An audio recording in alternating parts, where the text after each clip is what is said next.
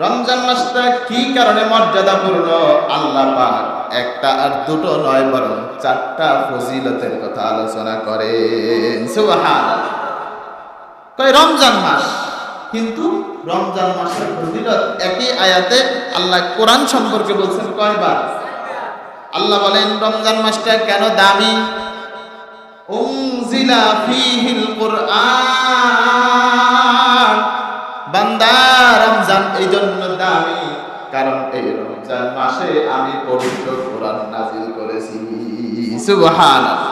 কোন মাসে কোরআন নাজিল হয়েছে? রমজান মাসে আল্লাহ কি করছে? কোরআনকে নাজিল করছে। একটা বলছে। দুই নাম্বার আল্লাহ বলে কোরআনকে আমি কেন নাজিল করলাম? হুদাল লিন্নাস, এই কোরআন মানুষকে হেদায়েতের রাস্তা দেখাবে। সুবহানাল্লাহ।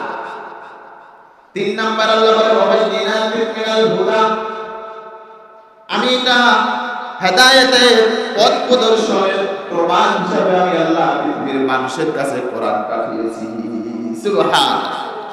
চার নাম্বার আল্লাহ বলেন ওয়াল ফুরকান, আমি আল্লাহ কোরআনকে, ফুরকানটাকে বলা হয় আল ফারিকু বাইনাল হাক্কি ওয়াল বাতিল, সত্য এবং মিথ্যার মাঝে পার্থক্য সৃষ্টি